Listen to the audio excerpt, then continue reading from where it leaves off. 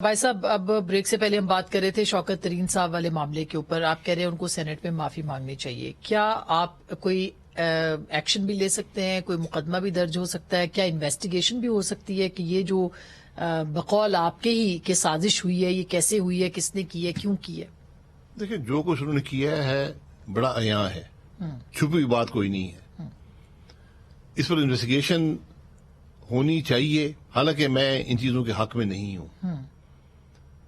इसका अवाम ही फैसला कर लेंगे। जो शौकत तरीन साहब ने, उनकी जमात ने जो करने की कोशिश की, ये मामूली बात नहीं है कि आपका मुल्क जिन मुश्किल मुआशी हालात में है, आप जो कोशिश कर रहे हैं पिछले 4 महीने से उनको दुरुस्त करने की, और ये सारे मुआशी हालात जो हैं ये शौकत तरीन साहब के पैदा किए हुए हैं, जिन्होंने बार बार मायदे किए IMF के साथ, उनको तोड़ा, इस मुल्क पर 250 अरब महीने का बोझ डाला पेट्रोल की कीमत खरीद से कम करके। इसकी कोई मिसाल दुनिया में नहीं है।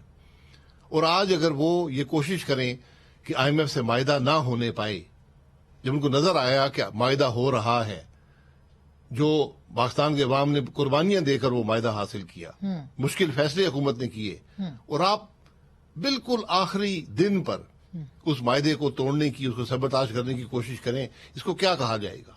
इसका सिर्फ एक लफ्ज है, उसे कहते हैं वतन दुश्मनी। अगर उस मुल्क के सेनेटर हैं, पार्लियामान के अंदर हैं, आए वहां पर बताएं कि मैं क्या कर रहा था, मेरी क्या सोच थी।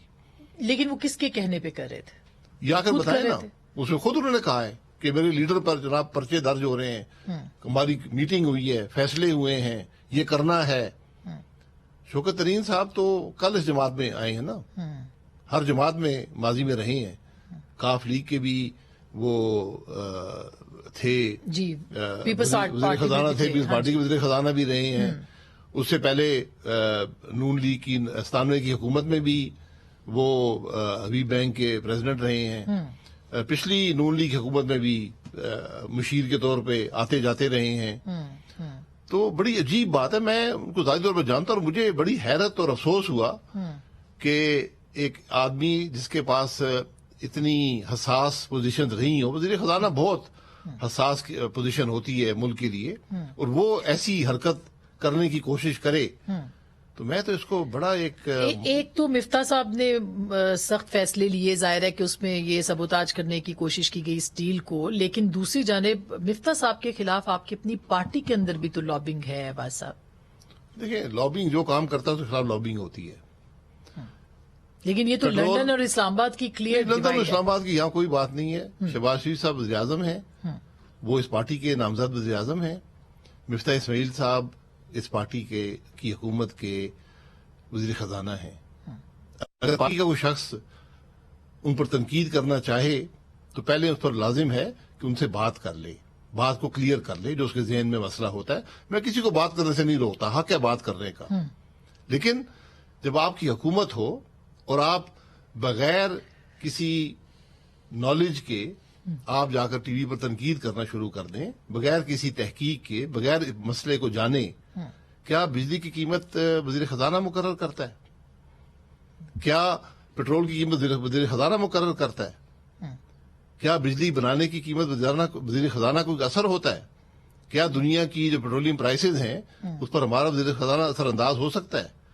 हमारे वज़ीर खजाना ने तो बगैर किसी सेल्स टैक्स के आज हम बेच रहे हैं पेट्रोलियम।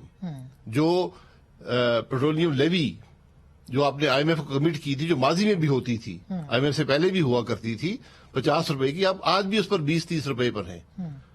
तो ये बड़ी एक अनोखी एक रवायत पढ़नी शुरू हो गई कि लोग टीवी पर जाकर और प्रेस कॉन्फ्रेंसेस करते हैं और तनकीद करते हैं। क्योंकि सर सियासी जमात है ना, इसलिए कि महंगाई इतनी ज्यादा हो गई है, तो लोग किसी ना किसी को तो पॉइंट आउट करेंगे। वो शायद शहबाज शरीफ साहब को नहीं कर पाते, तो इसलिए मिफ्ता इस्माइल साहब को जो है वो निशाना बनाते हैं। मगर महंगाई तो है ना सर? जी बिल्कुल महंगाई है। यही कुर्बानियां पाकिस्तान के अवाम ने दी हैं।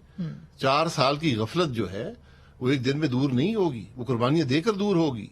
जहां पर मीशत आपने तबाह कर दी है, जो आज दुनिया में जो कमोडिटी प्राइसेस हैं, स्पेशली पेट्रोलियम प्राइसेस हैं, یہ تو بڑی مشکل سے پاکستان مینج کر رہا ہے. آپ اب دیکھ لیں. لیکن آپ تو غیر مقبول ہوتے چلے جا رہے ہیں. آپ نہیں، کیسے بات سیاسی دیکھیں، جماعتیں جتنی بھی اس وقت ہیں وہ ان کو اگر 1 سال کے بعد الیکشن میں جانا ہے بھائی صاحب وہ کیسے جائیں گے؟ اور ابھی جو ضمنی انتخاب ہو رہا ہے اس میں کیسے جائیں گے؟ یہ بھی تو ایک حقیقت ہے نا. جس طرح عدالت کے فیصلے مقبولیت سے نہیں ہوتے، معیشت کے فیصلے بھی مقبولیت پہ نہیں ہوتے. لیکن اس کے لیے آپ کو ایک صفحے پہ آنا پڑے گا. جی تو ہم بالکل آپ کو مشکل فیصلے کرنے پڑیں گے. قیمت خرید سے کم آپ پیٹرول اور ڈیزل نہیں بیچ سکتے. یہ بنیادی بات ہے. جو آپ کی بجلی بنانے کی قیمت ہے اس سے آپ سستی بجلی نہیں بیچ سکتے. آپ نے ان حالات کو مینج کرنا ہے. یہ حالات ایک دن میں خراب نہیں ہوئے. یہ حالات خراب کیے گئے اور آپ نے دیکھا دانستہ طور پر. میں اب سمجھتا ہوں جو میں نے جب شوکت ترین صاحب کا معاملہ دیکھا ہے تو میں تو سمجھتا ہوں جو کچھ ہماری معیشت کے ساتھ ہوا ایک دانستہ سازش تھی. تو کیوں نہیں آپ سچائی کمیشن بناتے بھائی صاحب کے پچھلے 4 سال یا اس سے پہلے یا اب جو ہو رہا ہے بھی آ جائے گا. دیکھیں یا آپ کام کم از کم 4-5 سال کمیشن بھی بن جائیں گے. لیکن میں گزارش یہ کروں گا کہ جو حضرات آ کر ٹی وی پر تنقید کرتے ہیں کیا آپ ملے مفتاح اسماعیل صاحب سے؟ ان سے پوچھا کہ کیوں یہ حالات پیدا ہوئے ہیں، کیسے پیدا ہوئے ہیں؟ کیا ان حضرات کو یہ علم نہیں ہے کہ پاکستان میں تیل کی قیمت کیسے مقرر ہوتی ہے، پاکستان میں بجلی کی قیمت کیسے مقرر ہوتی ہے؟ پارٹی نے ان سے نہیں پوچھا کہ آپ نے یہ کیوں کیا؟ نہیں، پارٹی اس کو پوچھنا چاہے زران صاحب پوچھ سکتے ہیں. اور میں سمجھتا ہوں کہ لازمی ہے کہ پوچھا جائے کہ آپ اس جماعت کے رکن ہیں، آپ MNA ہیں، آپ الیکشن لڑ رہے ہیں، آپ کم از کم اس بات کا، میں کسی کو بات کرنے سے نہیں روکتا، لیکن کیا تحقیق کر لے اور حقائق کو جانے.